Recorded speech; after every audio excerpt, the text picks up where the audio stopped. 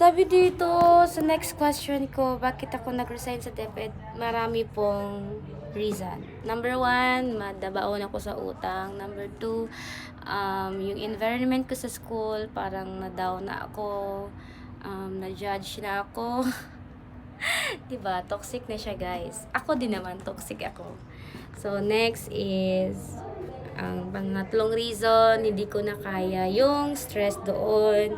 Ang daming paperworks, ang dami talagang position namin, naging coach sa ganun. Lahat po ng mga work, no, kahit Saturday, Sunday, may mga reports kayo, ganun. Ang dami talaga, guys.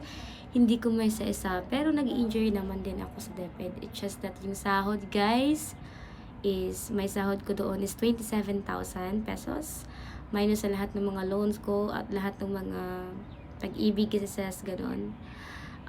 Dito naman yung sahod dito, guys, is 2,580. But nag-enjoy din naman ako dito, nag-explore. Tapos yung sahod dito, guys, malaki-laki siya sa stepping stone sa first country dito. Pero yung dyan sa Pinas, guys, ang dami talagang trabahuin. Diba, guys, hindi ko nasabi sa inyo na may PCOS ako. That's the reason why na kahit 4 years of marriage na kami ng husband ko, hindi pa ako nagkaka-baby. So, nagti-trigger yan kapag super stress ka sa work mo, ang dami mong pinupuntahan ng mga work.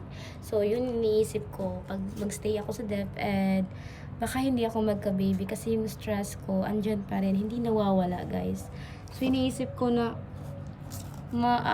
ano na lang kaya, kasi pag hindi ako lalabas dito, ano ba yung another way ko na hindi ako ma-stress, na mag-work pa rin ako. So yun, abroad is the key of all. So next is iniisip ko na calling ko talaga mag-abroad, guys. Though, ang abroad is hindi po siya sa lahat. It's not for all.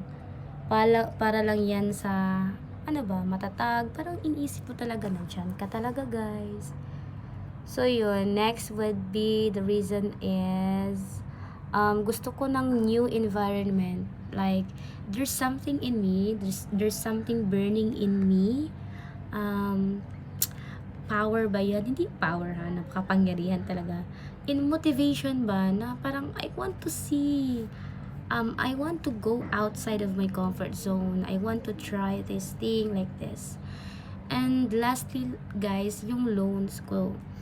Kasi kung magpapaiwan ako dyan sa DepEd, guys, every year magre-reloan ako. So, paano na lang yan, guys? So, ang magawa ko yan is, until mag 10 years ako dyan sa DepEd, may loan pa din ako kasi kaka-reloan. So, yun yung iniisip ko, guys.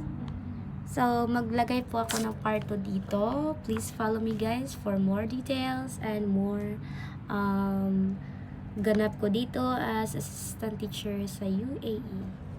Bye!